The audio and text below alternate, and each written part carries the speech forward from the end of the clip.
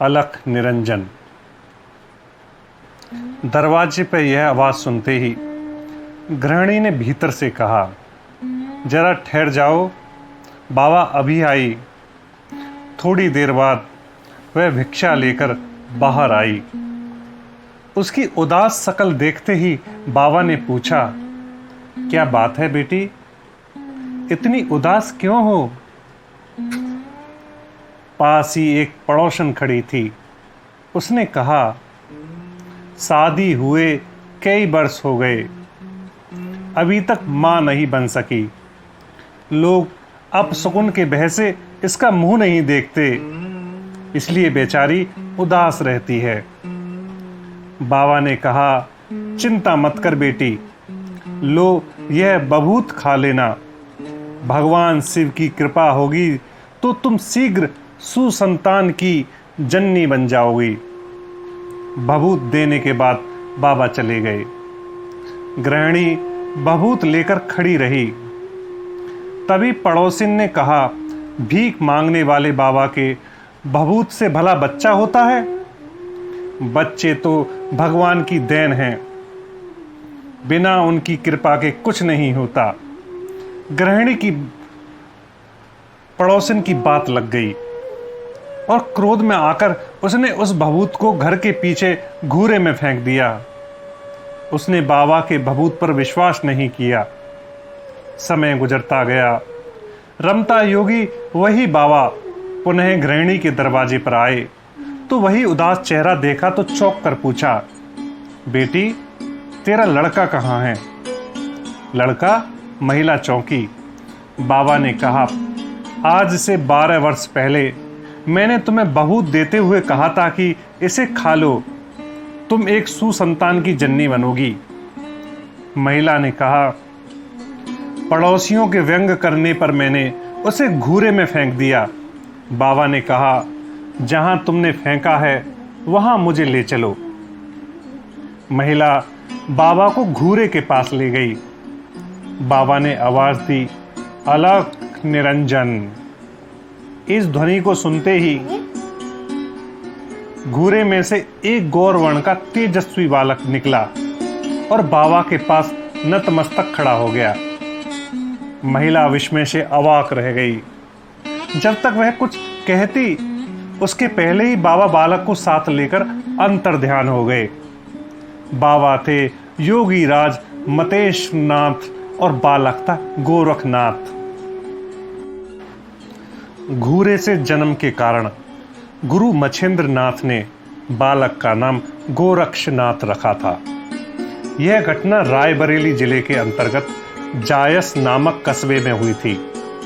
मराठी भाषा में लिखित नवनाथ भक्तिसार में इसी तरह की घटना का उल्लेख है। कहा जाता है कि जायस वाली कहानी को मराठी भाषा में उल्लेख किया गया है। नाथ संप्रदाय के संस्थापक योगी राज गोरखनाथ के जन्म स्थान, संवत, पिता माता आदि का सही विवरण प्राप्त नहीं है। नाथ संप्रदाय के संत उन्हें सतयुग, द्वापर, त्रेता और कलियुग चारों का मानते हैं। कश्मीर में सिंघल और असम से काठियावाड़ तक उनके बारे में तरह तरह की कहानियां प्रचलित हैं। अधिकांश लेखक उन्हें 11वीं या 12वीं शताब्दी का मानते हैं। नाथ संप्रदाय के संत या भक्त लोग जनश्रुतियों के आधार पर उन्हें सहस्त्रों वर्ष का व्यक्ति मानते हैं। यह केवल कल्पना की बात है। एक मान्यता यह भी है, यह ठीक है कि हठयोगी पुरुषों की आयु लंबी होती है, पर अब तक कोई भी संत 250 वर्ष के ऊपर जीवित नहीं रहा जो समाज के बीच में रहता हो। अगर यह बात सत्य होती तो हमारे ऋषि मुनियों को जीवेद, शरद, शतव वर मांगने की आवश्यकता ना होती। ऐसा कुछ लोगों का कहना और उनका मत है। लेकिन एक मत यह भी है कि हिमालय में कुछ ऐसे क्षेत्र हैं जहां पर ऋषि मुनि या तपस्या कर रहे लोगों की आयु हजारों वर्ष में है। ऐसा ही एक नाम अध्यात्म की दुनिया में चर्चा का विषय रहता है, महा अवतार बाबा, जिनकी कम से कम आयु 2500 वर्ष या कुछ लोग 5000 वर्ष से भी अधिक बताते हैं, जिस पर हम किसी अन्य वीडियो में चर्चा करेंगे। मच्छेंद्र नाथ के बारे में कहा गया है, पूर्व मध्य युग में शैव धर्म नए रूप में और नए आयाम में विकसित हो रहा था, जिसे कालांतर में नाथ संप्रदाय या नाथ पंथ अथवा हठ योग और सहजयान सिद्धि कहा गया। इस संप्रदाय में 9 नाथों को दिव्य पुरुष के रूप में माना गया है। इसके पहले नाथ स्वयं शिव हैं। 10वीं शताब्दी के उत्तरार्ध में मच्छेंद्र नाथ अथवा मच्छेंद्र नाथ ने इस संप्रदाय का प्रचार किया। उनका जन्म बंगाल के एक धीवर परिवार में हुआ था।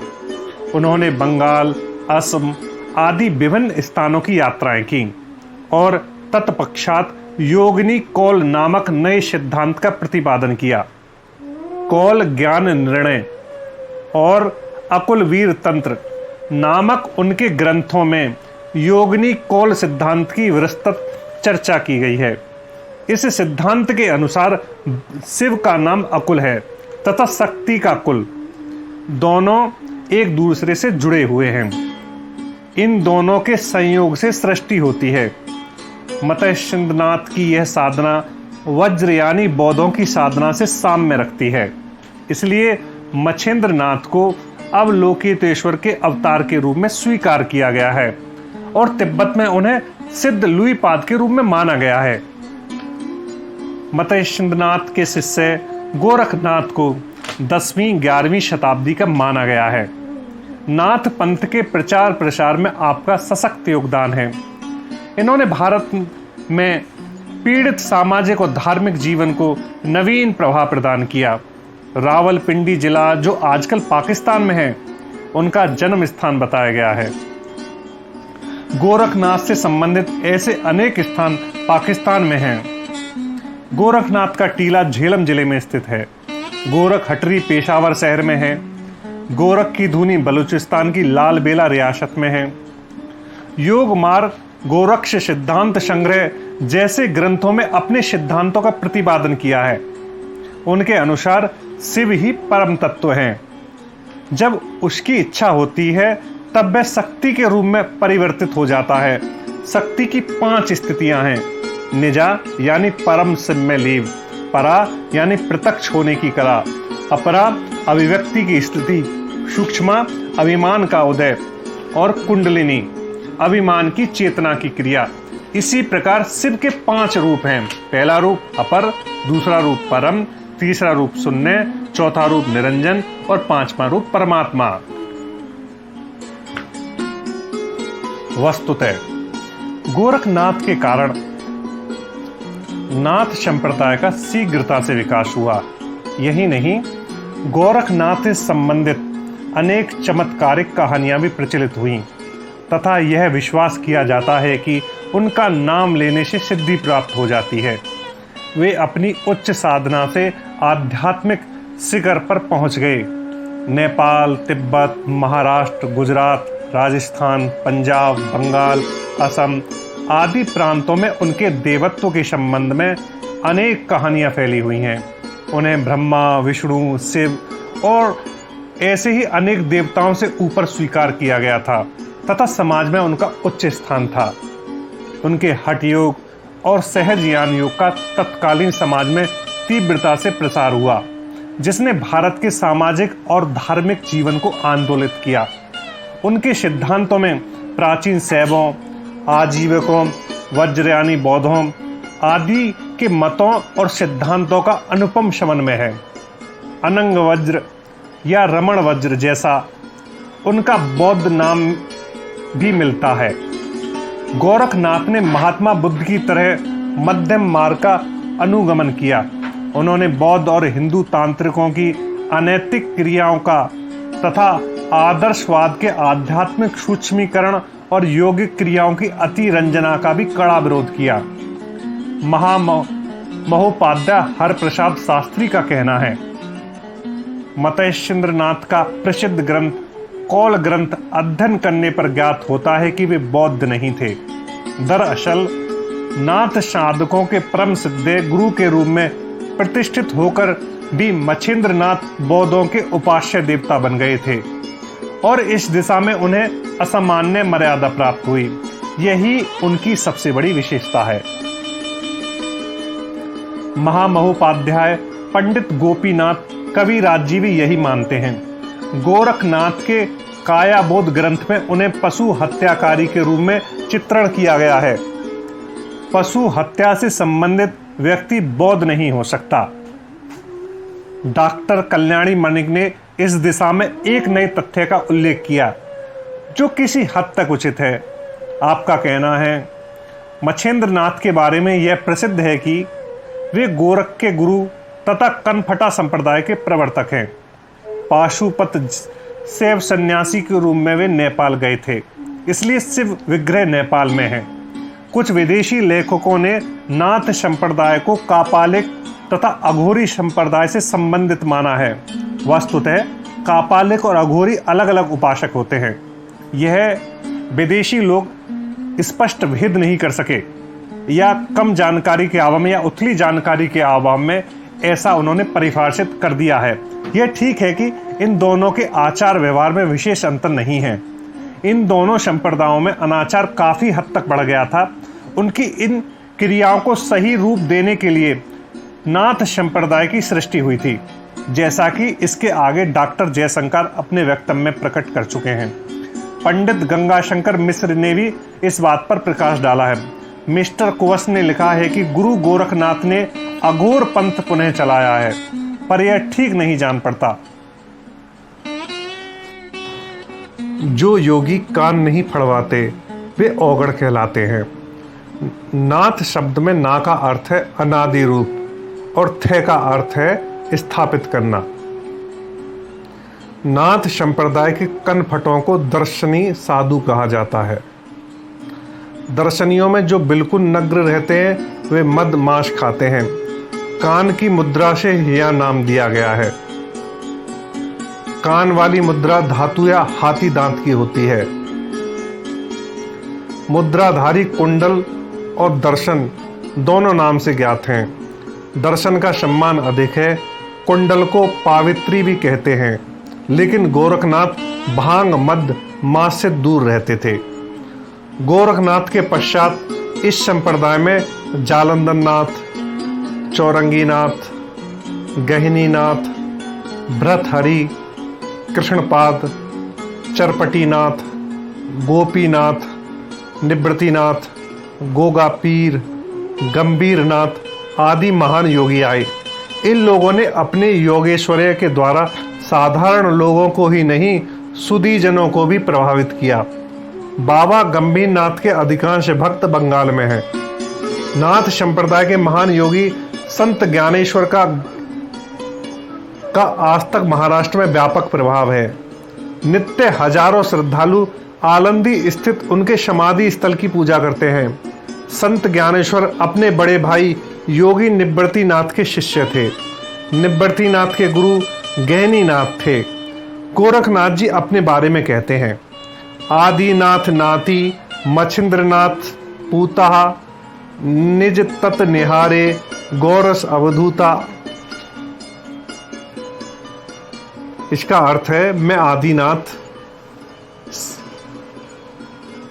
यानी शिव का नाती और मत्स्येंद्रनाथ का पुत्र हूँ। इसी गोरखबानी में एक जगह गोरखनाथ दूसरी बात कहते हैं, अवधू ईश्वर हमारे चेला बड़ी जे मछिंद बोलिए नाती निगुरी पृथ्वी परले जाती ताथे हम उल्टी थाप न थापी।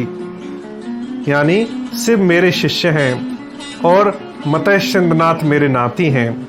यहाँ कबीरदास की तरह उल्टी वाणी गोरखनाथ ने प्रस्तुत कर दी। वस्तुतः गोरखनाथ महान योगी के साथ साथ शैव धर्म के श्रेष्ठ प्रचारक थे। संपूर्ण भारत में उन्होंने नागरिकों को पुनः अपनी योगी शक्ति के द्वारा शिव भक्त बनाया। बंगाल के मुसलमान कवि फैजुल्ला ने गोरख विजय काव्य से एक घटना का पता चलता है। गुरु मच्छिंद्रनाथ कदली देश यानी सिंघल स्त्री राज्य में गए थे, जहां उन्होंने शिवोदिष्ट ज्ञान प्राप्त हुआ था लेकिन यह काल्पनिक बात है। अधिकतर लोग यह मानते हैं कि बाबा गोरखनाथ एक बकुल वृक्ष के नीचे ध्यानस्थ थे। आकाश मार्ग से सिद्ध कृष्णपाद जा रहे थे। उनकी नज़र इन पर पड़ी। तभी अपने योग बल से बाबा गोरखनाथ ने उन्हें नीचे उतारा। कृष्णपाद ने कहा, आप यहाँ ध्यान लगाए बैठे हैं, उधर आपके गुरु कदली वन में 1600 सेविकाओं द्वारा सेवित महारानी कमला और मंगला के साथ विहार कर रहे हैं। महाज्ञान भूल चुके हैं। उनकी आयु के केवल 3 दिन शेष रह गए हैं। बाबा गोरखनाथ ने कहा, तुम्हारे गुरु की इसमें भी खराब हालत है। गौड़ के राजा गोपीचंद ने उन्हें मिट्टी में गड़वा दिया है। एक दूसरे के गुरु का विवरण सुनकर दोनों अपने अपने गंतव्य स्थान की ओर रवाना हो गए। गोरखनाथ के साथ लंग और महालंग नामक 2 शिष्य भी गए। तीनों ब्राह्मणों के वेश में कदली वन में आए। गोरखनाथ का रूप देखकर महल की एक दासी इन पर आसक्त हो गई। उसकी जवानी ज्ञात हुआ कि मतेशनाथ यहाँ है, पर महल में कोई पुरुष नहीं जा सकता। उसी समय एक नर्तकी महल की ओर जाती हुई दिखाई पड़ी। तुरंत गोरखनाथ नर्तकी का रूप धारण कर सभा में जा पहुंचे। अपने योग बल के द्वारा मृदंग से बोल निकालने लगे, जाग मछिंदर गोरख आया, जाग मछिंदर गोरख आया। मृदंग के माध्यम से उन्होंने मतेशनाथ को सूचित किया कि कृष्णपाद से सूचना पाकर मैं आपकी सेवा में आया हूँ। आप नारियों के चक्कर में क्यों फंस गए? आप अपने काम विकार को त्याग दीजिए। शिष्य की वाणी सुनकर मच्छिंद्रनाथ को होश आया। दोनों ही व्यक्ति अलक्ष्य भाव से गायब हो गए और आकाश मार्ग से गिरनार पर्वत पर उतरे, जहां एक कुटिया थी। वहां मच्छिंद्रनाथ पहले से ही सशरीर उपस्थित थे। शिष्य मंडली उनके पास बैठी थी। गोरखनाथ यह दृश्य देखकर चकित रह गए। उन्होंने शिष्यों से जब पूछा तब पता लगा कि गुरुजी तो यहाँ कई वर्षों से उपस्थित है, यहाँ से कहीं नहीं गए। यह जनश्रुति है कि गोरखनाथ के अहम को नष्ट करने के लिए मत्स्येंद्रनाथ ने स्त्री राज्य में लीला अभिनय किया था। 15वीं शताब्दी में इसी जनश्रुति के आधार पर विद्यापति ने गोरक्ष विजय नाटक लिखा था। नेपाल में मच्छिंद्रनाथ का काफी महत्व है। यहाँ के नागरिक मच्छिंद्रनाथ यात्रा उत्सव मनाते हैं। कहा जाता है कि एक बार नेपाल नरेश ने मच्छिंद्रनाथ के अनुयायियों पर बहुत अत्याचार किया था। इससे नाराज होकर उन्होंने नवनागों को समेट लिया था। इस वजह से नेपाल में 12 वर्ष पानी नहीं बरसा। लोग नेपाल छोड़कर भागने लगे। चारों ओर हाहाकार मच गया। राजा को अपनी भूल मालूम हुई। उन्होंने एक दूत मच्छिंद्रनाथ के पास भेजा। गुरु को देखते ही गोरखनाथ आसन से उठ खड़े हुए और नवनाग मुक्त हो गया। इसके साथ ही वर्षा हुई। इस उपकार के कारण मच्छिंद्रनाथ का उत्सव मनाने की प्रथा प्रारंभ हुई। नेपाल में मच्छिंद्रनाथ को अब लोकितेश्वर कहा जाता है। नेपाल में बाबा गोरखनाथ जहाँ साधना करते रहे, वह गुफा आज भी मौजूद है। इसे गोरखनाथ की सिद्ध गुफा कहा जाता है। उज्जैन में भी गोरखनाथ तथा भृतहरि की गुफा है, जहाँ साधक लोग जाते हैं और श्रद्धालु पूजा करते हैं। इसके अलावा काठियावाड़, शाकदीप, गोरखपुर, गोरख मंडी यानी पाटन में भी गोरखनाथ की पूजा होती है। त्रिपुरा के राजा तिलक चंद्र की ख्याति उन दिनों पूरे बंगाल में थी। इनकी पुत्री का नाम शिशुमती था। बाबा गोरखनाथ यात्रा करते हुए त्रिपुरा में आए तो शिशुमती को देखते ही चौंक उठे। तिलक चंद्र ने उन्होंने कहा, मैं इस लड़की की दीक्षा दूंगा।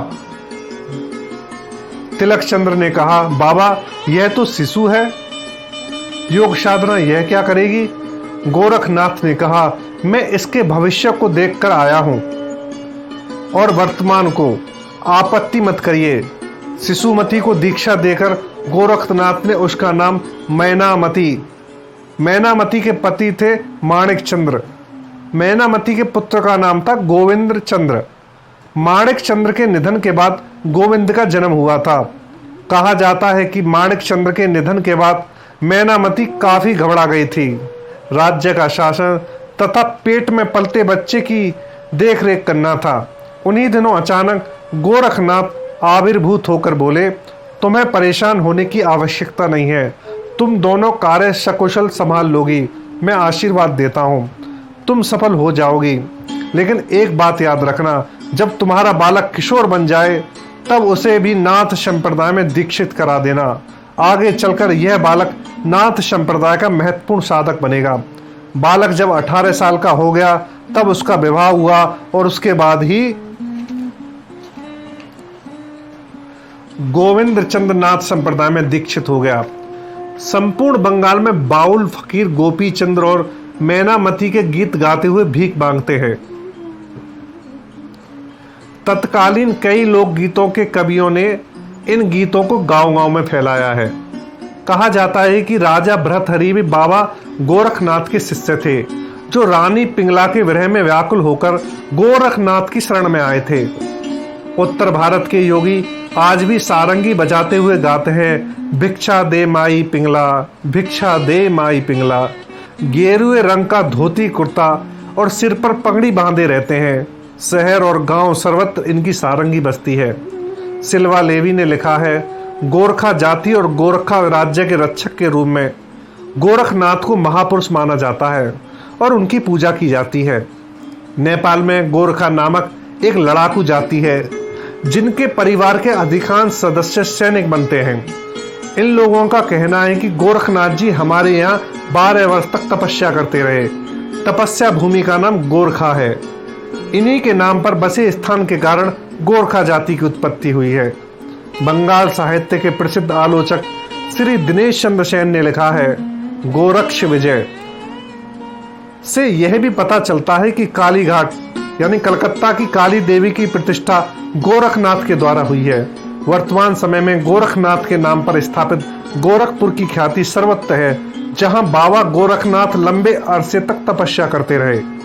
जिस प्रकार बाबा के जन्म तथा जन्म स्थान का पता नहीं चलता, ठीक उसी प्रकार उनके तिरोधान का पता नहीं लग सका।